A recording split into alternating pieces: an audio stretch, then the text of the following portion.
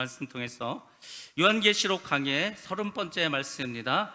흰 옷 입은 무리라는 제목으로 함께 은혜 받는 시간 갖도록 하겠습니다. 오늘 우리 찬양 마지막 곡이 감사해라는 복음 선거였습니다. 여러분들이 많이 아실 거고, 또 제가 지난 주일날 찬송 중에 거하시는 주여라고 해서 찬송 부르면 하나님께서 많은 문제들을, 우리의 모든 기도에서도 안 되는 문제도 해결해 주신다고 이렇게 제가 말씀을 드렸습니다. 제가 말씀을 드렸으니까 저도 이제 찬양을 많이 해야 될 거 아닙니까? 그래서 어제 목양실에서 이제 낮에 있으면서 이제 찬양을 부르는데, 이 감사의 이 찬양을 어떻게 부르게 되었습니다. 근데 부르는데 갑자기 눈물이 나는 거예요. 갑자기 눈물이 나서 한 6번, 7번을 반복해서 불렀어요. 근데 얼마나 많이 울었는지 하여튼 한참 울었습니다. 휴지가 다 젖도록. 왜 이렇게 눈물이 났을까? 저도 모르게 어떤 마음이었냐면은, 마음이 좀 슬펐다고 할까? 아팠다고 할까?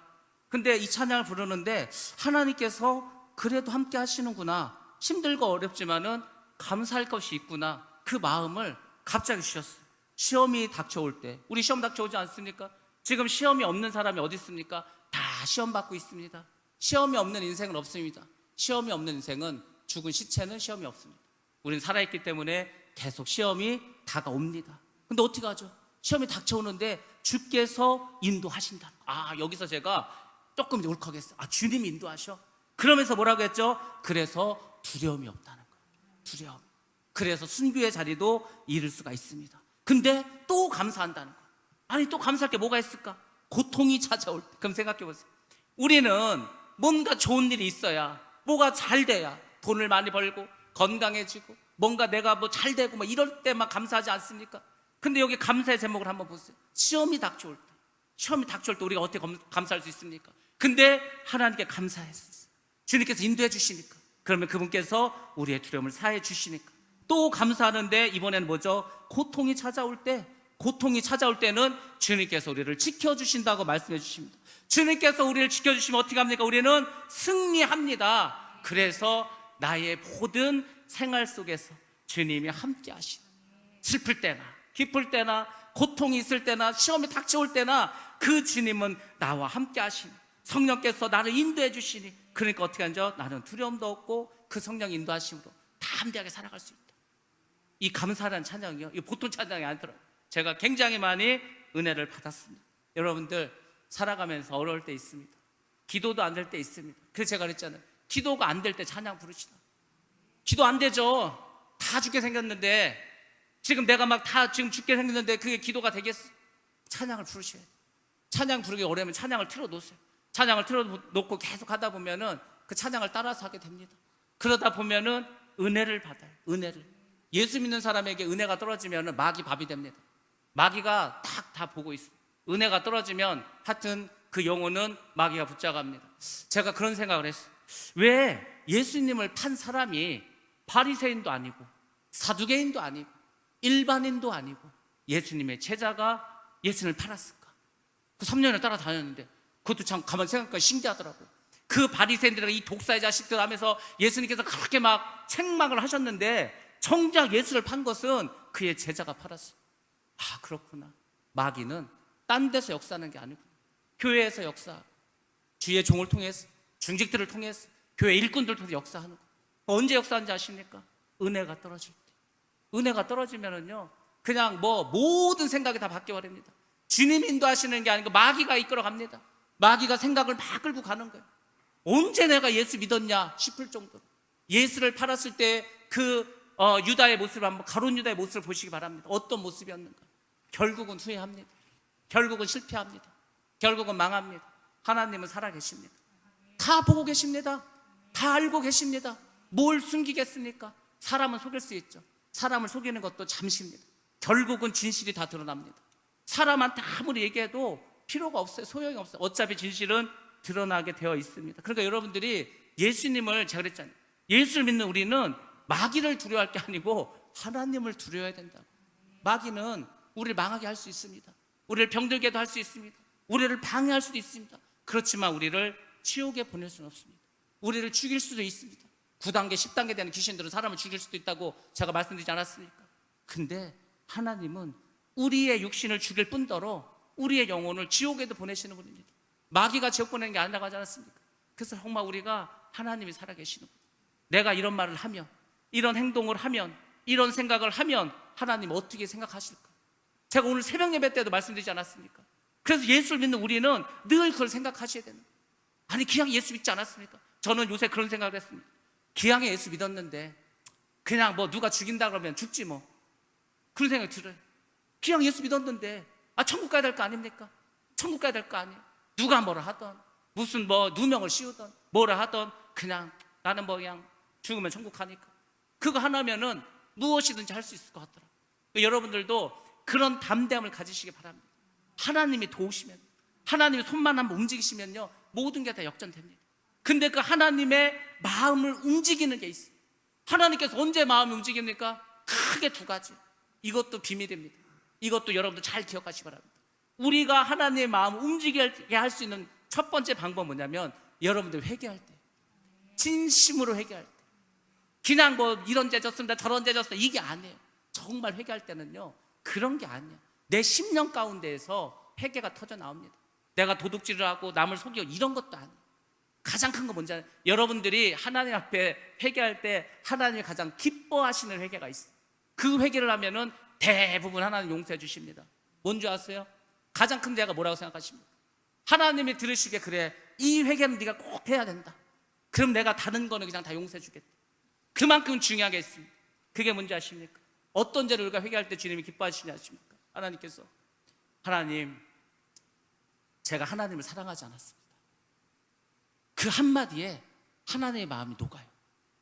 그렇지 않습니까? 우리가 하나님을 사랑하면 죄를 짓겠습니까? 하나님을 사랑하는데 돈을 더 사랑하겠습니까? 하나님을 사랑하는데 세상을 더 사랑하겠습니까? 그러니까 하나님이 뭐 무슨 죄 졌어요 무슨 죄 졌어요 그거는 그냥 애기들이 하는 얘기고, 정말 하나님이 듣고 싶은 것은, 하나님 제가 주를 믿는다 하면서 하나님의 자녀라고 하면서도 하나님보다 다른 것을 더 사랑했습니다. 이런 나를 용서하여 주옵소서. 그게요 세리의 회개인 거예요. 사실 그걸 들으시면 하나님께 용서하십니다. 하나님이 다 들어주십니다. 두 번째로는 제가 지난주에 알려줬죠. 나에게 긍휼함을 여겨주옵소서. 하나님 저 불쌍하지 않습니까?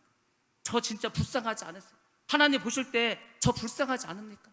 그래도 이 힘들지만은, 이렇게 어렵지만은 그래도 하나님 말씀대로 살겠다고, 하나님 뜻대로 살겠다고 이 시험과 이 어려움과 이 고통을 그래도 인내하고 있지 않습니까?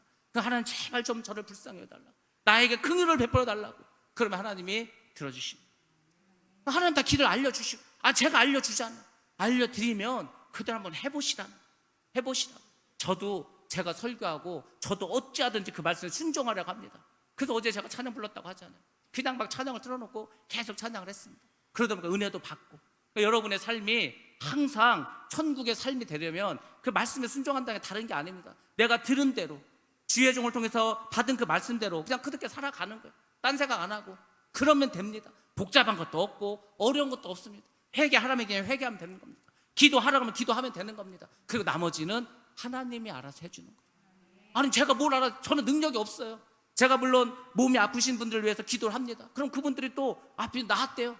막 머리가 아픈데 머리가 안 아프다는 거, 어디가 아픈데 뭐 손이 아픈데 손이 안 아프다는 거. 제가 한 게 아니라니까. 저는 그냥 기도만 해드리는 거예요. 그러니까 그걸 고치고 이런 거는 하나님이 하시는 거라니까. 그러니까 여러분이 어떤 문제가 있더라도 기도하시라 할 때 제가 기도하라고. 여러분이 기도하시면 저는 놀 것 같아요? 제가 새벽에 그 새벽 예배 들으면서 뭐 하겠냐고, 뭐 앉아서 뭐 하겠어, 뭐 하겠냐고. 제가 다 우리 성도들 위해서 기도하지 않습니까? 어려움을 당한 분들, 병든 자들, 사업이 어려운 분들, 다 그분들 위해서 한 사람 한 사람씩 기도하는 거예요. 목사가 뭐 그거 말고 뭐 할 게 뭐 있어요? 맨날 같이 모여서 놀러 가고 밥 먹고 이래야 잘하는 겁니까? 그게 아닙니다. 그냥 그 영혼을 위해서 기도해 주는 거예요. 아픈 환자를 위해서. 그럼 하나님께서 또 그날에 따라서 또 특별한 사람을 더 생각나게 하십니다. 그러면 그분을 위해서 더 기도하는 거예요. 뭐 그거 아닙니까? 제가 할 일은 그거예요. 여러분들은 제가 말씀드린 대로 말씀에 순종하려고 행동도 바꾸고 생각도 바꾸고 말도 바꾸고. 제가 새벽 예배 때 계속 말씀드린 게 그거 아니에요? 변화돼야 된다. 우리가 다 변화돼야 된다. 그럼 여러분들이 정말 은혜를 받습니다. 정말 은혜 받는다니까. 축복의 통로가 열려지기 시작하면 은혜를 사모한 자들부터 축복을 받기 시작합니다. 그리고 제가 어떻게 했어요? 그 복이 돈다니까 이제 옆 사람으로 돌아갑니다. 옆에 사람에게 그 복이 흘러갑니다. 그렇게 되는 거예요. 그러니까 그걸 믿으시고 기도하시라니까. 믿어야지. 뭘 믿겠어? 그런 걸 믿어야지. 아니 다른 거 몰라도 복 받으라는 거 믿으실 거 아니에요. 여러분들이 그렇게 하시기 바랍니다. 이건 제가 많이 경험해서 드리는 말씀. 아, 복은 이렇게 받는 거구나. 우리가 합심해서 기도하고 합심해서 어떻게든 주의 뜻으로 살아가려고 하고 주님이 원하신 삶을 살아가려고 최선을 다하면 그때 하나님께서 축복의 문을 열어주고 그게 이제 한 사람씩 한 가정씩 한 적이 흘러가는구나. 그렇게 되는 겁니다. 제가 말했잖아요. 요즘 하나님이 바쁘셔서 기도 오래 듣지 않으십니다. 바로바로 역사해 주십니다. 이 응답의 시간이 점점 빨라지고 있어요. 그래서 여러분들도 용기를 가지시고 기도하시면 하나님이 지혜를 내려주실 줄로 믿습니다. 예, 오늘 이제 지난주에 이어서 흰옷 입은 그 무리에 대해서 말씀드리겠습니다. 지난주에는 14만 4천에 대해서 말씀을 드렸습니다. 오늘은 이제 흰옷 입은 셀 수 없는 무리, 도대체 그 흰옷 입은 사람들이 누구일까, 이것에 대해서 말씀을 드리겠습니다. 오늘 우리가 9절부터 말씀을 읽었는데 9절에 보면 이 일 후에 이렇게 나옵니다. 그러니까 이제 장면이 또 바뀌는 거예요. 그 앞 장면에서는 14만 4천의 이야기가 나왔습니다. 근데 이제 장면이 바뀌었어요. 그러면 이제 누구 이야기가 나와야 되겠죠? 흰옷 입은 큰 무리 이야기를 합니다. 그래서 7장은 14만 4천과 흰옷 입은 무리에 대해서 이야기를 해주는 거예요. 근데 제가 말했잖아요. 요한계시록은 너무 해석이 많습니다. 교단마다 다르고 학파마다 다르고 목사님마다 다른 거예요. 그러니까 이게 어떤 게 정답이다라고 말할 수는 없습니다. 그러니까 제가 일반적인 거, 이 사람들은 이렇게 설명을 하고 저 사람들은 저렇게 설명을 합니다. 제가 이제 몇 가지 말씀을 드립니다. 그러니까 여러분들이 들으시고 그런가 보다 알고 계시면 돼요. 정답은 몰라요. 몰라. 이거 정답 안다고 하면 안 돼. 아무도 모릅니다. 근데 주님 오시면 알아요. 주님 오시면 알게 됩니다. 먼저 이제 세대주의 종말론인데, 이 세대주의라는 것은 이스라엘을 중심으로 설명을 합니다. 그래서 사실 우리나라의 옛날 목사님들 90년대 이전에 목회하셨던 분들은 대부분 다 세대주의의 영향을 받으셨어요. 그래서 세대주의는 크게 말하면 이겁니다. 세대주의는 7년 환란을 겪지 않는 거예요. 일단 7년 환란을 겪지 않고 7년 환란 전에 이제 다 휴거가 되는 거예요. 교회는. 그리고 주님이 오실 때 또 휴거가 한번 일어났는데 그때는 마지막으로 회개한 사람들, 정말 짐승의 표를 받지 않고 순교한 사람들, 그 몇 사람들이 주님이 오실 때 휴거가 일어난다, 대충 그렇게 생각을 하는 사람들이라고 보시면 됩니다. 근데 이 세대주의가 너무 조금 일방적인 게 있습니다. 그래서 요즘은 이 세대주의를 많이 받아들이지 않고 있습니다. 자, 이 세대주의 관점에서 보면 1절에서 8절에 나온 그 14만 4천은 누구를 말하냐면 유대인을 말한다는 거예요. 유대인들이 이제 막 회개를 한다는 거예요. 회개를 해서 예수님을 구세주로 메시아로 인정을 한다는 거예요. 그래서 이 사람들이 그 지파별로 12,000명씩 휴거를 받아서 14만 4천이 환란 전에 모두 휴거된다 이렇게 말하는데, 이거 자체가 굉장히 오류가 많아요. 사실은. 왜냐하면 이스라엘이 회개를 하고 주님께 돌아오는 것은 7년 환란 중간 이후부터입니다. 중간 이후기 때문에 시작부터 회개하는 게 아닙니다. 그래서 잘못되었고, 9절에 나오는 우리가 알기로 본문에 흰옷 입은 사람들은 누구로 보냐면 환란 중에서 회개를 한 이방인들이 있다. 이방인들. 그 이방인들은 7년 환란을 다 겪고 거기서 환란을 당하고 순교를 하고 그 사람들은 하나님이 구원해 주신다.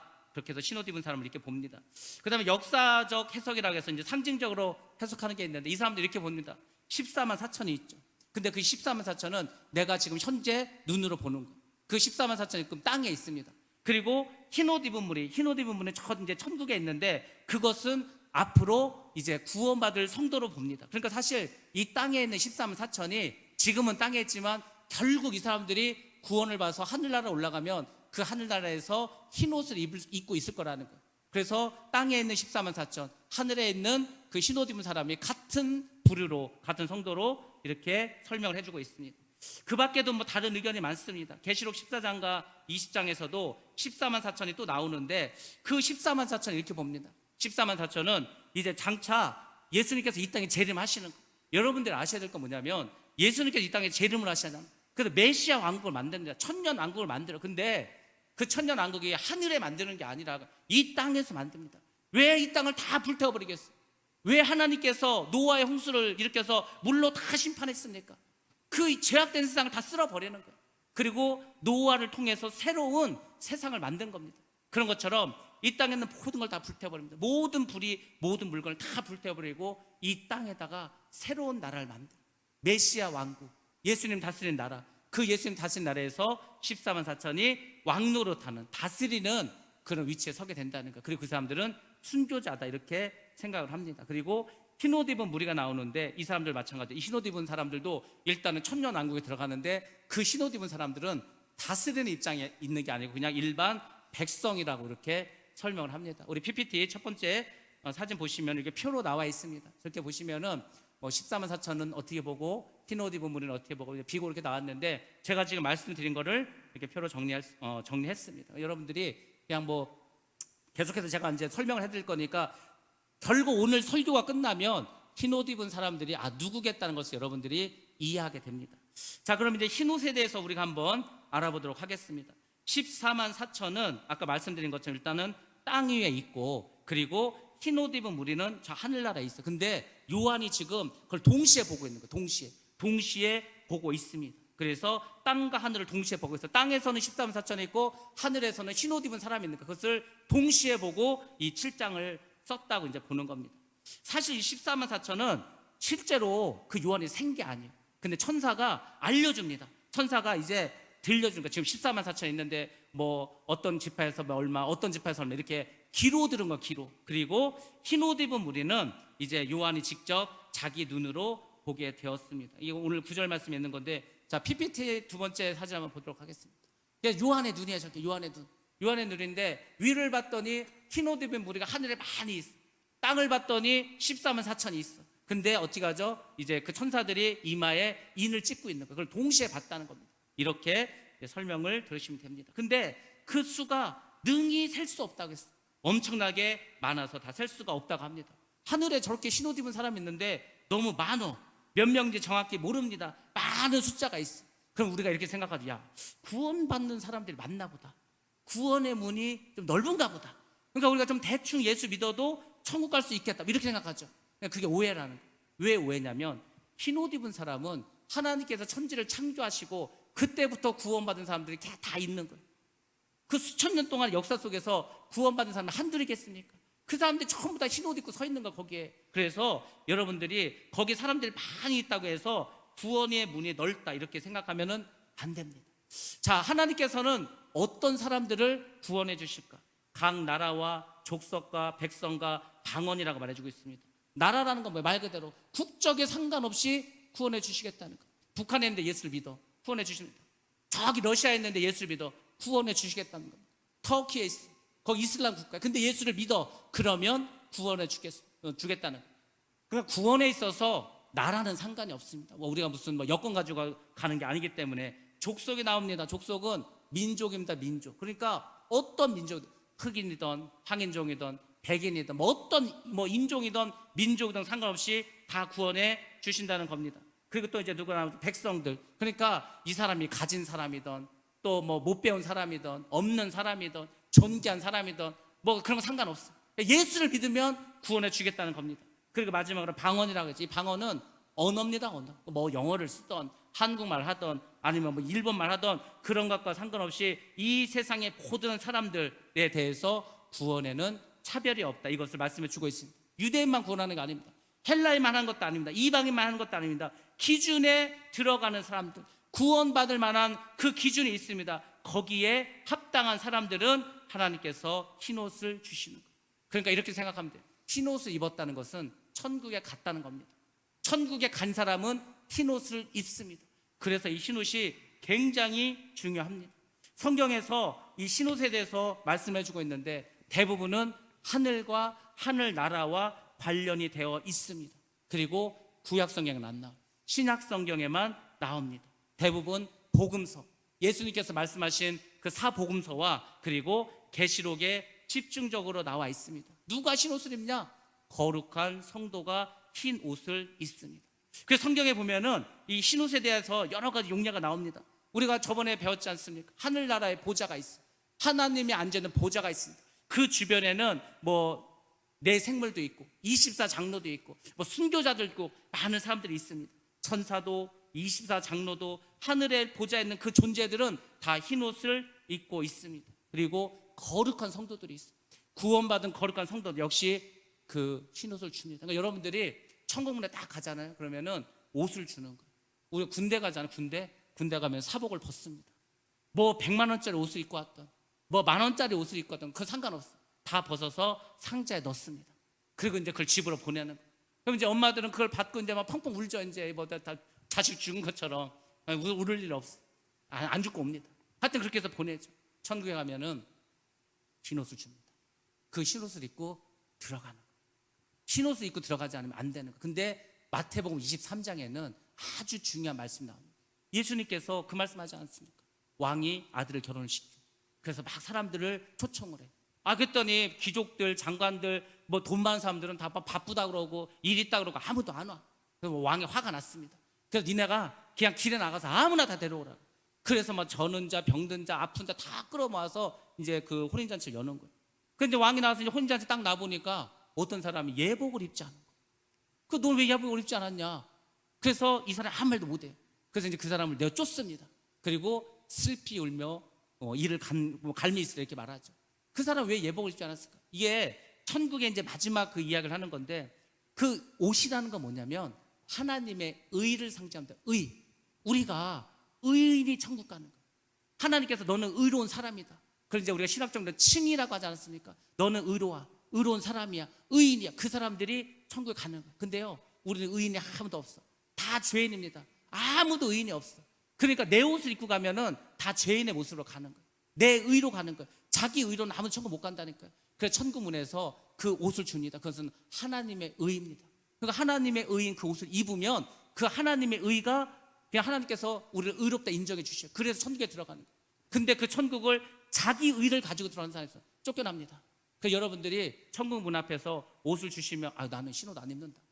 나는 멋쟁이라서 검은색밖에 안 입는다. 이렇게 말하면 안 되는 거예요. 주는 대로 받고 천국에 들어가셔야 됩니다. 그만큼 흰옷은 아주 중요한 역할을 하고 있습니다. 자, 그 흰옷을 입은 무리가 손에 종려가지를 들고 있어요. 종려가지 하면 우리가 생각나는 거 있죠? 예수님께서 예루살렘에 들어갔을 때, 입성했을 때 많은 사람들이 예수님을 맞이하면서 그 예루살렘에 살고 있는 백성들이 주님을 찬양할 때 그 종려가지를 흔듭니다. 우리 요한복음 12장 13절 말씀입니다. 같이 봅니다. 시작. 종려나무 가지를 가지고 맞으러 나가 외치되 호산나 찬송하리로다. 주의 이름으로 오시는 이 곧 이스라엘의 왕이시여 하더라. 아멘. 예수님께서 예루살렘에 들어갈 때도 많은 예루살렘의 성도들이 예수를 맞이한 것처럼 천국 보좌 앞에서도 성도들이 그 보좌 앞에 계신 하나님과 어린 양 예수를 왕으로 경배하고 찬양을 합니다. 그 잘 들으시라니까. 거기서 무슨 찬양을 하니까 무슨 찬양을 그 앞에 서서 오늘 우리가 불렀던 찬양입니다. 구원하심이 보좌에 앉으신 우리 하나님과 어린 양에게 있도다. 이걸 찬양하는 거예요. 어린 양 예수가 우리를 위해서 죽지 않았다면 우리는 아무도 구원을 받을 수가 없는 거예요. 그래서 구원자이신 그 어린 양 예수를 찬양합니다. 그러니까 우리가 하나님 보좌 앞에 찬양하는 거, 이렇게 천국 가면은 계속해서 우리가 찬양을 하게 됩니다. 제가 이렇게 말하면은 무슨 뭐 소설 같이 들리기도 하고 뭐 영화같이 들리기도 하고 뭐 만화처럼 들릴 수도 있지만은 성경의 이야기를 하는 겁니다. 성경의 이야기. 왜 우리는 천국을 가겠다고 교회를 다니면서도 이렇게 천국에 대해서는 무지할까? 천국에 대한 이야기를 하면 이렇게 낯설까? 관심이 없었기 때문에. 천국 가서 우리가 뭐하고 사는지는 알고 가셔야 될 거 아닙니까? 여러분 천국 가면 뭐하고 사실 거예요? 맨날 밥만 먹고 살 거예요? 천국에 밥 없는데. 천국에는 생명수와 생명과일이 있습니다. 과일만 먹고 어떻게 살지? 난 고기를 좋아하는데 고기 먹을 필요가 없어요. 그 생명과실은요 12가지 맛이 나요. 향기도 너무 좋습니다. 먹으면 배도 편안합니다. 그리고 천국에서는 우리가 육식을 하지 않습니다. 왜냐면은 어린 양이 사자들과 뛰어놀고 하는데 뭘 잡아먹겠어요? 천국에 그런 거 없습니다. 여러분들이 천국의 삶에 대해서 좀 관심을 가지셔야 돼요. 그래야 여러분들이 힘들 때 천국을 생각하고 이길 수가 있습니다. 저는요 목회하다 힘들 때가 있어요. 힘들 때가 없겠습니까? 많습니다. 많아요. 하나 이제 기도해서 해결했다 싶으면은 또 생각지도 않는데 일이 딱 터지는 거예요. 그래서 또 이제 막 기도를 합니다. 기도를 하고 이제 조금 시간이 지나고 좀 괜찮다 싶으면 또 다른 데에서 일이 터지는 거예요. 그러니까 매일 터져요. 그 지뢰밭을 걷는 것 같아. 조심히 간다고 해도 여전히 터집니다. 계속해서 터지는 거예요.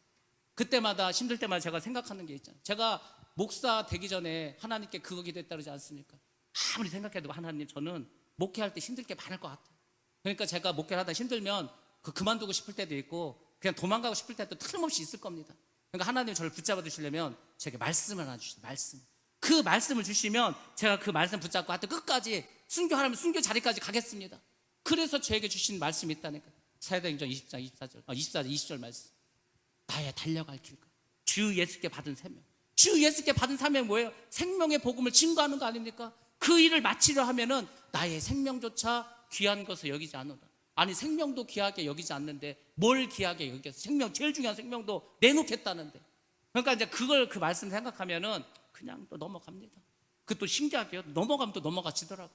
엄청 큰 일인데 또 넘어가면 넘어가요. 그러니까 이제 요새는 뭐 이제 맷집이 생겨가지고 뭐 이제 무슨 일이 생기면은 막 기도하면 하나님이 알아서 해주시겠지. 뭐 이런 생각이 들어요. 여러분들은 뭘 가지셔야 되냐면, 물론 여러분들도 붙잡고 살아갈 말씀이 필요해요. 근데 여러분들은 하늘 소망이라도 가지시면 돼요. 아, 난 죽으면 천국 가는데, 나는 이렇게 지금 힘들지만은, 이렇게 고통스럽지만은, 그래 내가 이 일을 잘 견디면은 나는 천국에 갈 건데, 그 생각 하시라니까요. 천국 갈 날이 엄청 많이 남지 않았습니다.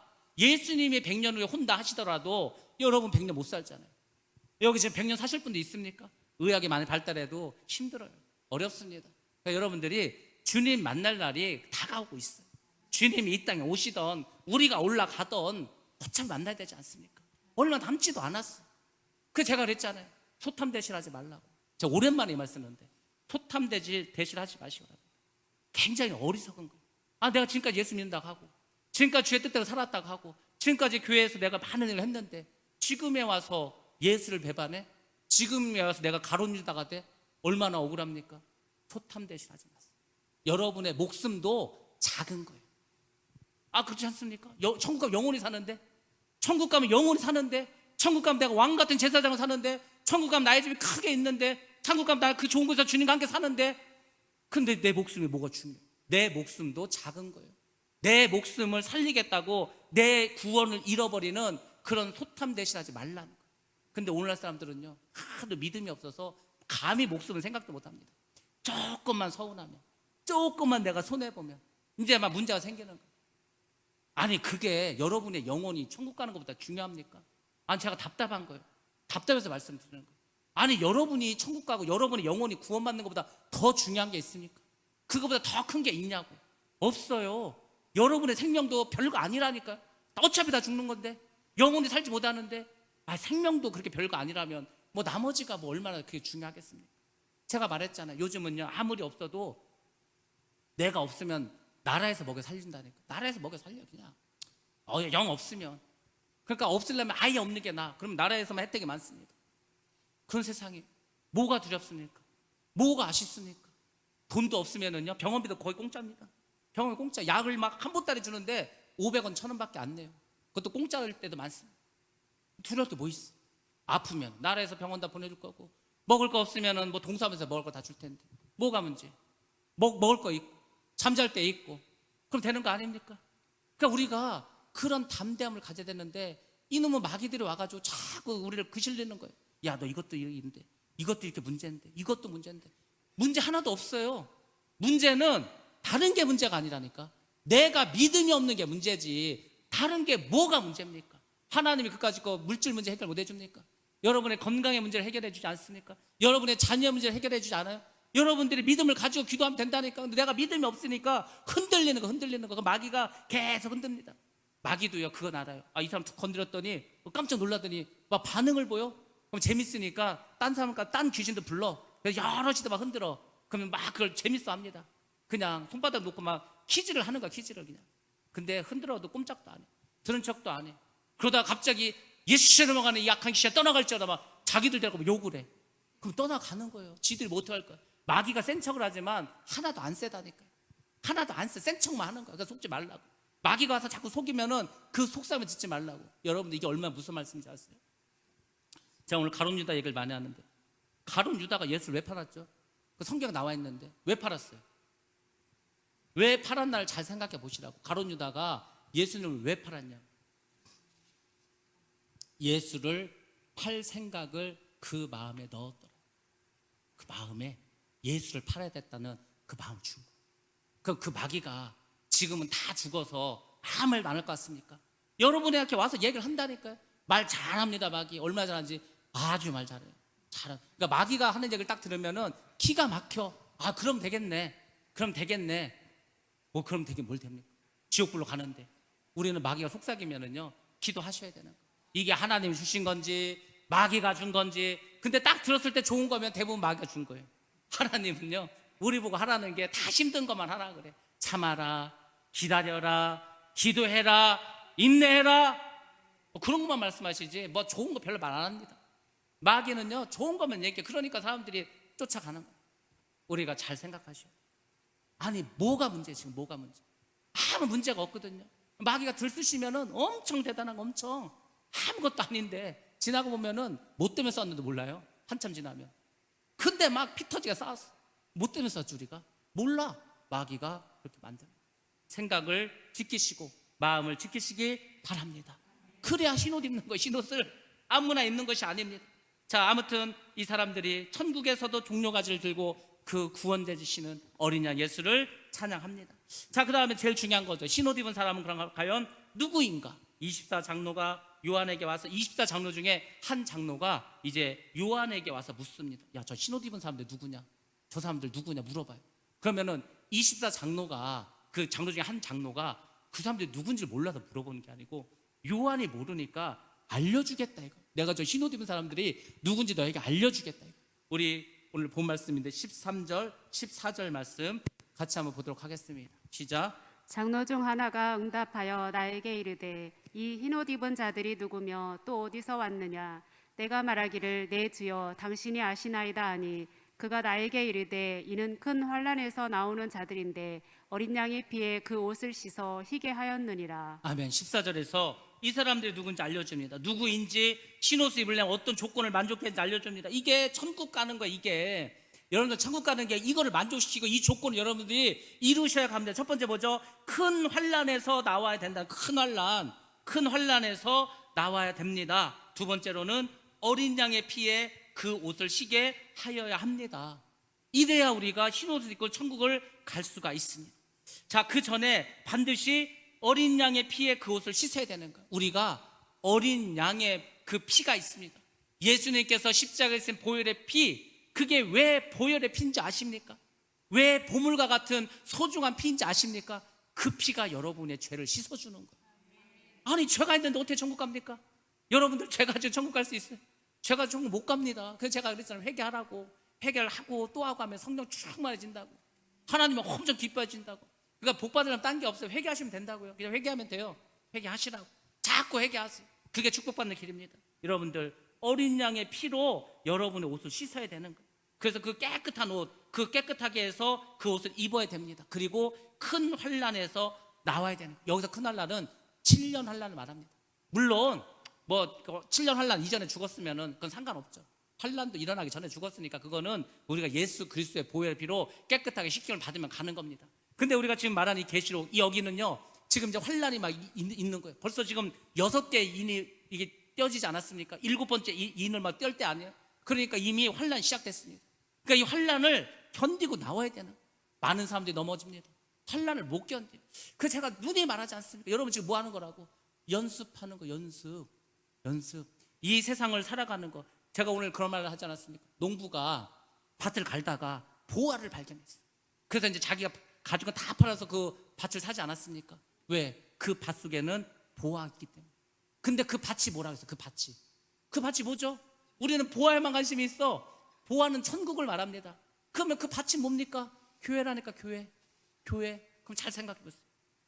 밭을 샀는데 어떤 사람은 밭은 샀는데 보화는 발견하지 못했어. 그게 뭐죠? 교회는 다녔는데 천국을 못 가. 왜? 하나님 뜻대로 살지 않아. 하나님께서 원하는 삶을 살지 않습니다. 그러면은요, 아무리 그 밭이 넓어도 그 밭에서 보화를 발견하지 못했는데, 그 교회를 나오면 여러분들이 보화를 발견하셔야 되는 거예요. 천국을 발견하셔야 됩니다. 천국의 삶을 살아가셔야 됩니다. 여러분이 가진 걸 다 팔아서라도 천국을 사셔야 된다니까요. 여러분의 몸을 팔아. 제가 그랬잖아요. 운전하는데 갑자기 성령께서 그러는 거야. 네 살을 팔아라.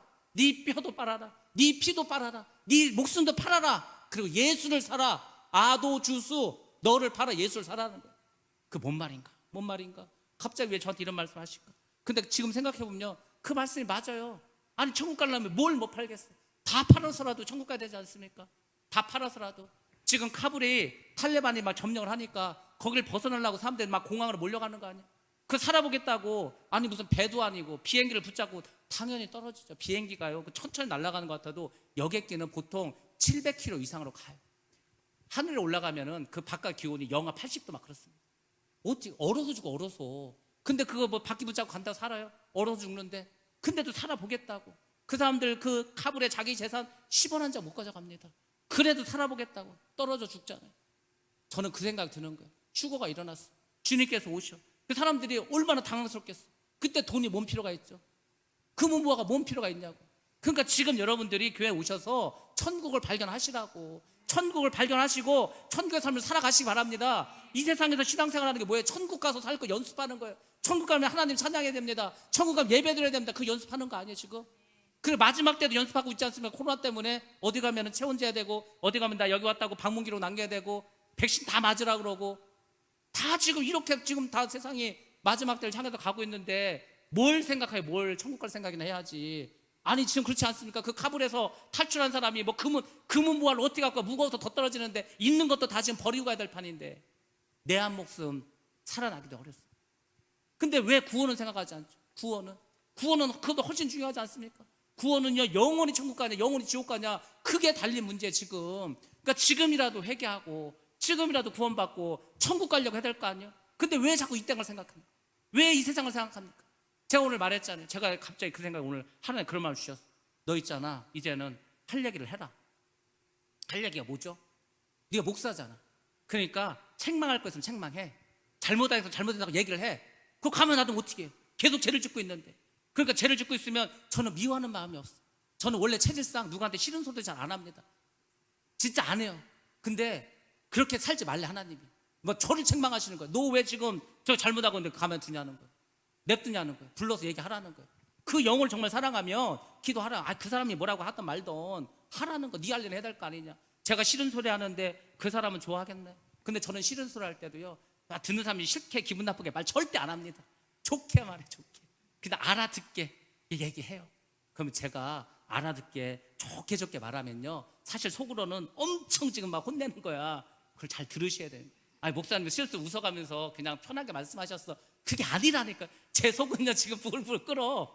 근데 화를 낼 수 없으니까 웃으면서 말하는 거예요. 그게 하나님의 명령으로 들으셔야 돼요. 천국 가셔야 될 거 아닙니까? 제가 뭐 다른 거, 저는요 이 세상에서 뭘, 제가 그랬잖아요. 저는 잘하고 못하고 그런 건 절대 뭐라고 안 한다니까. 잘해도 거기고 못해도 거기에요.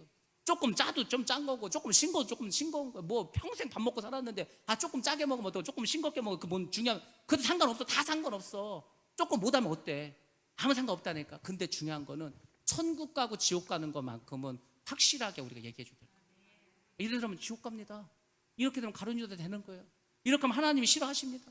얘기해 줘야 될 거 아닙니까? 주의 종이 안 하면 누가 하겠어? 누가? 그러니까 저도요, 이걸 해야 돼 말아야 돼. 해야 돼 말아야 돼. 또 하루를 넘기고 또 하루를 넘기고 막 넘겨요. 막 저도 지금. 그러니까 이게 저도 막 불안한 거예요.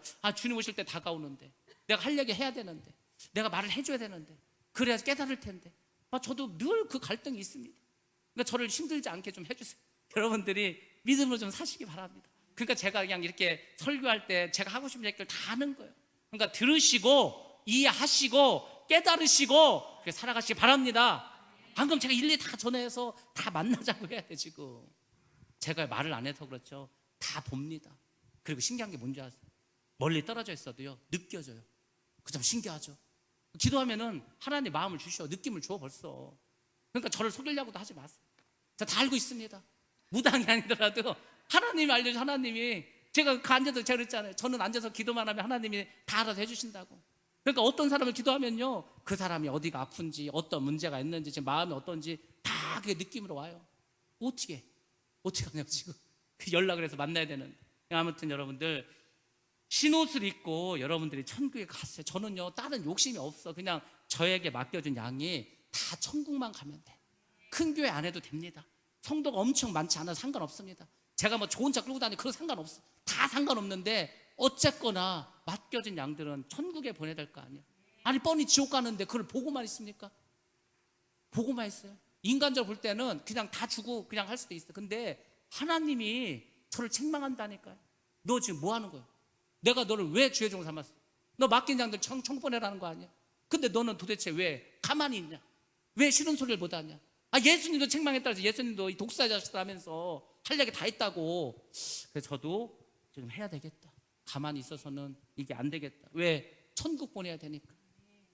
우리가 흰 옷을 입는다는 것은 뭐냐면은 이런 겁니다. 성도의 삶에서 거룩함이 나타나요. 거룩함. 우리 예수 믿는 사람은 제발 거룩하게 살아야 돼요. 그 얼마나 큰 조건인지 아십니까? 그리고 정결하게 살아야 되는 거예요. 그래서 딱 2개 남더라고요. 제가 설교 준비를 많이 하고 여러 목사님들 설교를 듣고 특히 천국에 가는 거, 구원받는 거, 예수 믿는 사람이 어떻게 살아가야 되는가, 그거의 결론이 딱 나왔습니다. 거룩함과 온전함. 성경 그 2가지를 말합니다. 내가 거룩하니 너희도 거룩하라. 내가 세상과 구별되었으니 너희도 세상과 구별되어라. 그 거룩하게 살아가는, 그리고 온전하게 살아가는 거예요. 점 없이 흠 없이 살으라는 거예요. 자꾸 가서 죄짓지 말고 이기라는 거예요. 죄와 이제 좀 싸우라는 거예요. 죄와 싸워서 좀 이기라는 것입니다. 거룩함과 정결함이 있어야 우리가 흰 옷을 입을 수가 있습니다. 그래야 천국 간다는. 천국을 제가 그랬잖아요. 교회만 단다 천국 가는 게 아니라고. 밭만 샀다고 천국 가는 게 아니라니까요. 그 밭이 있으면 보화를 발견해야 될 거예요. 보화를. 아니 재산 다 팔아서 지금 밭을 샀는데 보화를 발견하지 못하면 지금 어떻게 독박 쓴 거지. 여러분들 정말 천국에 가시려면 거룩함과 정결함을 가지고 살아가시기 바랍니다. 하나님은 거룩하십니다. 온전하십니다. 그러니까 우리도 거룩하고 온전한 삶으로 살아가야 됩니다. 너무 중요하니까 성경 보고 가겠습니다. 베드로전서 1장 15절 말씀 함께 해봅니다. 시작. 오직 너희를 부르신 거룩한 이처럼 너희도 모든 행실에 거룩한 자가 되라. 모든 행실에 거룩한 자가 되라. 예수님의 수제자인 베드로 사도가 말했습니다. 하나님도 말씀하시고 예수님도 말씀하시고 모든 행실 말이나 생각이나 행하는 거에 있어서 거룩하게 살라는 겁니다. 마태복음 5장 48절 말씀입니다. 시작. 그러므로 하늘에 계신 너희 아버지의 온전하심과 같이 너희도 온전하라. 아멘. 하늘에 계신 하나님은 온전하십니다. 그 온전함이라는 게 영어로 뭐라고 나왔어? 퍼펙트. 우리 퍼펙트 알잖아요. 완벽한 거. 퍼펙트. 하나님 퍼펙트 하시거든요. 여러분들 퍼펙트하게 사시기 바랍니다. 물론 안 돼요. 어렵습니다. 노력을 하시라. 야구에서 우리나라 지금 이렇게 프로야구 30몇 년 해도요, 퍼펙트 경기가 한 번도 안 났다니까. 그렇게 어려워요. 물론 어렵습니다. 근데 우리가 기도하고 말씀에 순종하고 자 그렇게 살아가려 보면은요, 그래도 퍼펙트에 가까워져요. 노히트 노런 경기라도 한다고, 아니면 그냥 점수를 하나도 안 주고 그냥 뭐 완봉승이라도 한다고, 그렇게 돼야 될 거 아닙니까? 여러분들 노력을 하셔야 됩니다. 무엇으로 어떻게 우리가 거룩해질 수 있을까? 14절에 나와 있습니다. 아주 중요하죠. 예수 그리스도의 보혈만이 우리의 죄를 씻어주셔서 그렇게 해서 거룩해질 수 있습니다. 죄 씻음을 받은 사람이 거룩한 사람이 됩니다. 그 거룩한 사람이 천국에 갈 줄로 믿습니다. 한 천국 가야 될 거 아니에요? 거룩해야 될 거 아닙니까? 보혈의 피로 깨끗이 씻김을 받아야 될 거 아닙니까? 근데 이게 다가 아니라는 겁니다. 예수의 피로 정결케 되었다면, 거룩한 흰옷을 입었으면 이제 성도들은 옳은 행실로 살아가는 거예요. 그 옳은 행실이 제가 그때 설교 때 한번 말씀드렸죠. 선행입니다. 선행. 그 선행이 하늘로 올라가서 여러분의 집을 지어주는 거예요. 그 선행 안에는 여러분이 하나님께 드리는 물질도 있습니다. 여러분이 하나님께 드리는 마음도 있습니다. 여러분이 하나님을 위해서 했던 피와 눈물과 땀도 다 선행으로 올라갑니다. 그것으로 여러분의 집을 짓는 겁니다. 그래서 여러분들이 옳은 행실로 정결함으로 여러분을 보존해야 됩니다. 우리 요한계시록 19장 8절 말씀 같이 봅니다. 시작. 그에게 빛나고 깨끗한 세마포 옷을 입도록 허락하셨으니 이 세마포 옷은 성도들의 옳은 행실이로다 하더라. 아멘. 세마포 옷은 성도들의 옳은 행실입니다. 그러니까 성도들은 주님이 피 흘려서 우리의 구원의 길을 완성시켜 주실 때까지 거룩한 행실로 끝까지 나아가야 합니다. 나아가는 거예요. 계속 나가는 거예요. 힘들어도 나가는 거예요. 넘어지면 일어나서 또 가야 되는 거예요. 그냥 무작정 가는 거예요. 무식하게 가는 겁니다. 그래야 천국 가는 거예요. 그 길이요, 좁습니다. 가시밭길이에요. 그래서 사람들이 안 가. 사람들이 안 가니까 그게 천국 가는 길이에요. 많은 사람들이 가면은 저 지옥길이구나 생각하세요. 사람들이 안 가. 힘들어해. 그 길로 가시기 바랍니다. 그 길에서, 그 길 끝에서 주님이 기다리고 계실 줄로 믿습니다. 흰옷 입은 사람들의 핵심은 큰 환난에서 나온 사람들이라고 말씀드렸습니다. 이 사람들이 누구죠? 주님을 위해서 환난을 통과한 사람입니다. 제가 말했잖아요. 큰 환난은 마지막 때 7년 환난을 의미합니다. 그 7년 환난을 어떻게 견디실까? 저는요, 솔직히 말하면은 불안해. 뭐가 불안한지 아십니까? 코로나는 아무것도 아니라 그랬잖아요. 아니 코로나 걸렸다 여러분 누가 뭐 감옥에 보냅니까? 무슨 핍박을 합니까? 물론 이제 좀 불편한 건 있죠. 뭐 모이지도 못하고 하니까. 근데 이건 아무것도 아니에요. 진짜 환난과 핍박이 있다니까요. 장난이 아니에요. 정말 불같은 시험이 있습니다. 그러니까 여러분들이 자꾸 이걸 이기셔야 된다 그랬잖아요. 지금 이거를 연습하면서 여러분의 맷집을 키우셔야 된다니까요. 여러분의 힘을 키우셔야 되니까 여러분의 근육도 키우라고 했죠. 이제 근육. 왜? 맷집은 방어용밖에 안 되는 거. 방어 갖고는 안 돼. 이제는 여러분들이 근육을 키워서 파워도 키워야 됩니다. 물리치면서 나가야 되는 거예요. 이기면서 나가야 됩니다. 그러니까 여러분들이 할 일이 많아요. 지금 예수 믿는 게. 아니 지금 천국 가겠다면서 자꾸 세상 것만 생각하실 겁니까? 자꾸 천국 갈 거를 생각해야지. 여러분들이 영적인 맷집도 키우시고 영적인 근육도 자꾸 크게 하셔야 됩니다. 그래야 환난을 이길 수가 있습니다. 하나님이 성도들에게 환난을 통과시키는 이유가 있습니다. 간단해요. 이유는 아니 그냥 편하게 천국 가게 하시지 왜 굳이 우리를 환난에 통과를 시키실까? 배부르고 등 따시면요 회개 안 합니다. 배부르고 등 따시면 기도도 안 합니다. 배부르고 등 따시면 자기 마음대로 삽니다. 그나마 환난이 있어야, 그나마 어려움이 있어야 그래도 나와서 기도합니다. 그래도 회개합니다. 그래도 정결하게 살아갑니다. 그래서 하나님이 환난을 주는 거예요. 그 환난을 통해서라도 너희가 좀 깨끗하게 되라, 좀 거룩하게 되라, 좀 온전하게 되라. 그래서 우리에게 환난을 허락하십니다. 여러분들 잘 기억하시기 바랍니다. 마지막 때가 되면은 이제 그 7년 환난 동안에 전 3년 반이 있습니다. 앞에 3년 반은 두중인들이 활동을 합니다. 이 사람들이 많은 능력을 가지고 있어요. 예언을 하게 됩니다. 그때 마지막 대추수가 있는 거예요. 부흥운동이 일어납니다. 근데 그게 짧아요. 그리고 그때 복음이 전 세계로 퍼집니다. 여러분들 제가 언제 예수님이 오신지 알려드릴게요. 이건 진짜 중요한 거예요. 예수님께서 알려주신 거예요. 언제 도대체 예수님이 오십니까? 간단합니다. 복음이 땅끝까지 전파되면 오십니다. 아무리 뭐 환란이 뭐 일어나고 뭐 지진 나고 그거 안 와요. 그때 오시는 게 아니고 복음이 땅끝까지 전파되면 그때 오십니다. 왜? 아니 이 구원에 차별이 없다고 했는데 우리는 그 예수님에서 듣지도 못했는데 저 오지에 사는 사람들이 저 무슨 식인종들이 뭐 그럴 거 아니에요?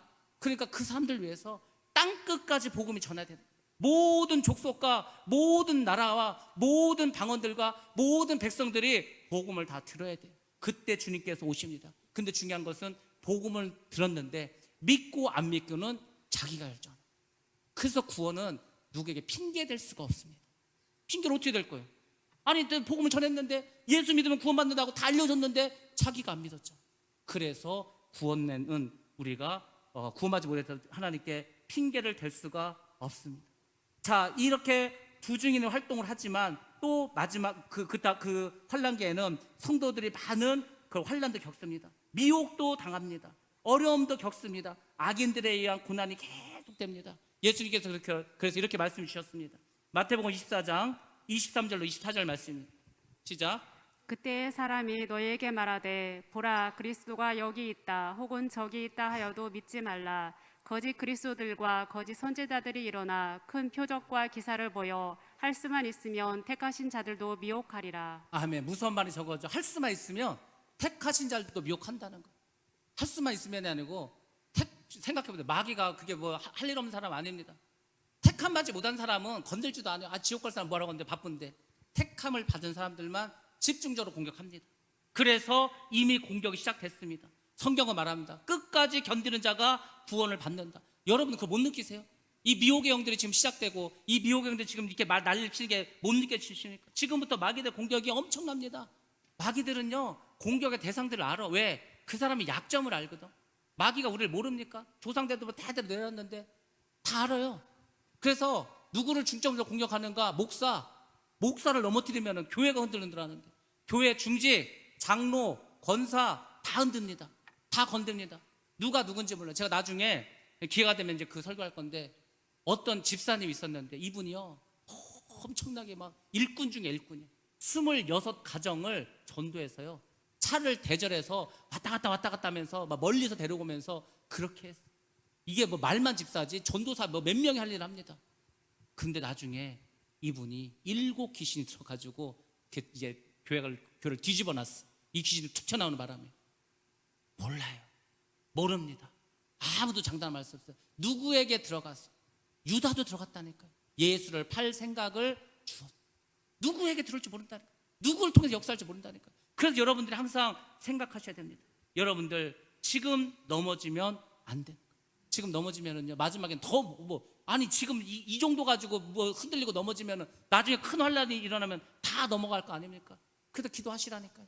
기도하셔야 돼요. 여러분들이 자꾸 이기시기 바랍니다. 이기는 자가 천국에 들어갈 줄로 믿습니다. 그래서 결론적으로 흰옷 입은 무리는 누구냐? 첫 번째, 예수 그리스도의 보혈로 재 씻음을 받은 사람, 이 사람들이 흰옷 입습니다. 두 번째, 거룩한 행실로 흰옷을 입고 세마포를 입은 사람, 그리고 세 번째로 마지막 때 신령 환란을 통과한 사람, 이 사람들이 흰옷을 입은 거예요.